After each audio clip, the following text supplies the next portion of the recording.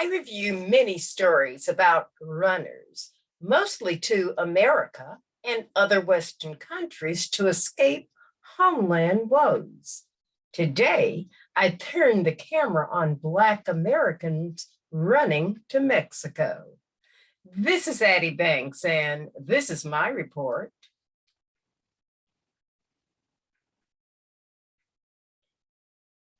For Black Americans, Mexico offers little respite from racism. Nicole Phillip, a contributing writer to The Week, April 21st, 2022. She writes, William Shakespeare's famous adage, "A rose by any other name would smell as sweet," was once just a phrase I had stuck in my head from that 90s Romeo and Juliet remake, in which the creators made the questionable choice to use the Shakespearean language nearly word for word alongside shootouts and soul patches. But while walking the streets of Mexico, I had finally found a personal connection. The streets of Mexico, albeit in a much less romantic and far more disturbing manner, because here I was reminded that racism by any other name hurts just as much.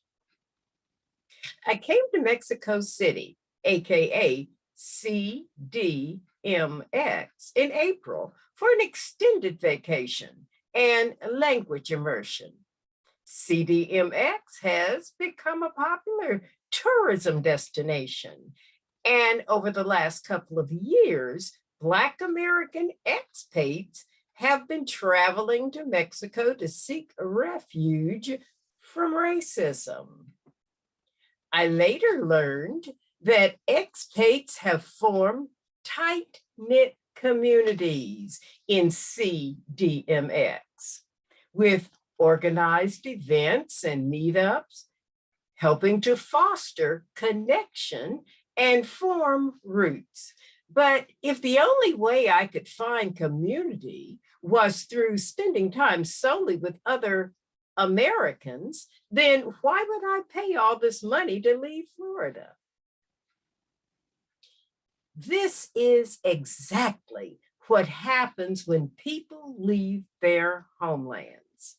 They establish enclaves to live like at home and to find connections with home, food, language, their familiars. They are not trying to become Mexicans. Phillips continues, and the idea of refuge still seemed like a reach for me, because I couldn't believe Black Americans could go from living in one country with well-documented systemic racial issues to another with its own racial inequality and somehow have a better experience. I've been to Mexico before on vacation in Cancun and Cozumel, where I'd spend just a couple of days and had a fine time. But after living in Italy in 2013, I learned that visiting a place for a couple of days is far different from what you experience over a long period of time. I was determined to never be caught off guard again.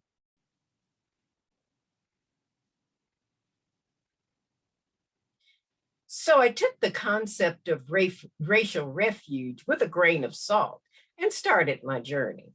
I had a great time meeting people touring the popular areas of Condesa and Centro Historico, blowing up my followers' Instagram feeds with vacation envy photos and having my fill of tacos and other foods. But within days, I realized that refuge is probably far too strong a word. From stares to unwanted touching, unsolicited photos, side comments, and racial profiling in several popular Central Mexican destinations, I realize racism is just as present, no matter the culture. And I'd much rather face the devil I know. Up and down the streets of CDMX, a friend of mine had been asked on multiple occasions for photos. On a visit to the National Museum of Anthropology, my mother and I were certain we caught kids from different parties pointing and sneaking photos of us while their parents knowingly allowed their rude behavior. In Guato City, we could barely make it across the colorful streets without being asked for a dozen photos, as if we were Beyonce and Kelly Rowland. But even such celebrity status didn't stop us from being followed by an employee in a crowded shop. And at one point, a young woman touched my friend's hair from behind before asking if she could do so. When my friend said no, and the offender walked away giggling as if it were a game, I simply shouted, "No somos animales." We are not animals, and this is not a zoo.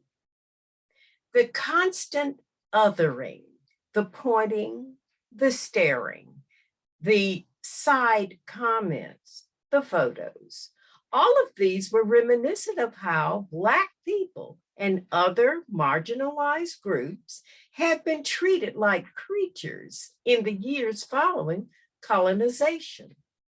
Black people were looked at as animals for their features and placed on display as others can do, just as they have done to my friend, my mother, and me. When I tried to discuss how I felt with a few other Black travelers, they essentially said, "Oh, they're just curious." But in such cosmopolitan areas with free city Wi-Fi and CDMX and decades of American TV with Black actors, the curiosity seems unwarranted. And they can call it what they want, but I'll call it racism. At one point during my stay, I saw someone in a Facebook group for Black people in Mexico City complain about similar issues and lamenting how they'd wish Black expats had been more open about expressing the racism one might experience in Mexico. And while some commenters claimed they hadn't had any issues, others simply wrote it off as innocent or said they'd simply gotten used to the treatment. But if we want get used to it racism, as sad as that is, what's the point in moving to another country just to start all over again? One might argue what I've experienced is better than the systemic racism and police violence in the United States. But it might prove difficult to say just how deep the systemic issues are for expats.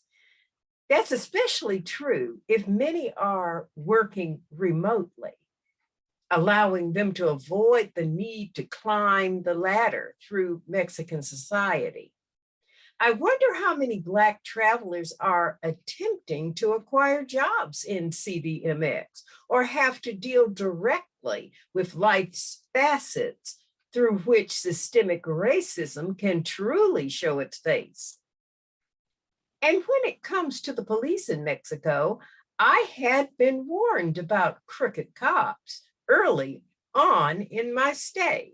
And while doing my own research, I learned that brutality was common, particularly against an increasing number of Black migrants. If one is familiar with Mexico's history, with its own Black residents, the discrimination, violence, and inequality aren't too surprised.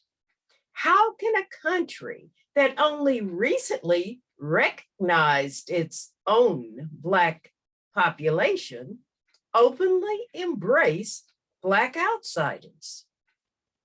Perhaps I've already accepted that there is no racial refuge, not for Black people, beyond spaces where we are the majority.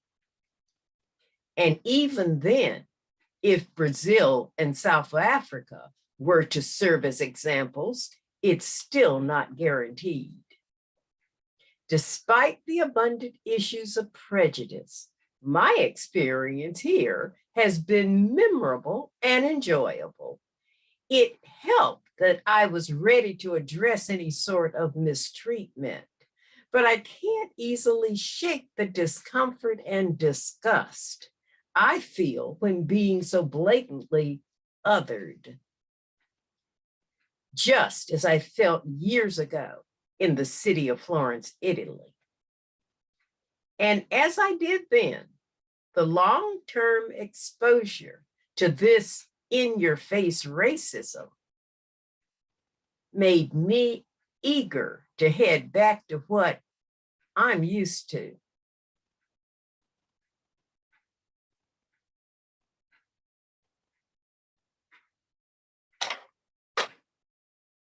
What do seekers seek when they leave their homelands to find better lives in elsewhere? The first question that they need to face head on is, were you invited or did you invite yourself? Nobody likes others moving in on them. We see this all over the world as curiosity feels like welcome, but turns into resentment when the number of settlers grow. Next, expectations must be realistic. If Mexico has a long history of discrimination against their own Black Mexican population, and Latinx anti-Blackness is documented in the United States, why would you expect Mexicans to embrace you?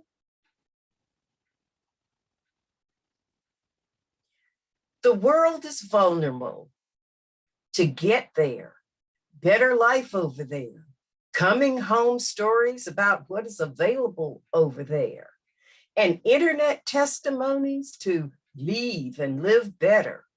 More and more YouTube videos are telling the truth about lives of better life for so many people. There are videos warning expats about Mexico. I first came across the notion of moving to Mexico from a Stephanie Perry video, Worst Countries for Black Travelers, in which she interviewed several travel agents. Some Black women who had moved to Mexico talked about finding a better life there, away from American racism. I immediately thought, what does Mexico offer when so many Mexicans escape to America for better lives? But the statement in the article from Phillips that resonates so much for me is, I'd much rather face the devil I know.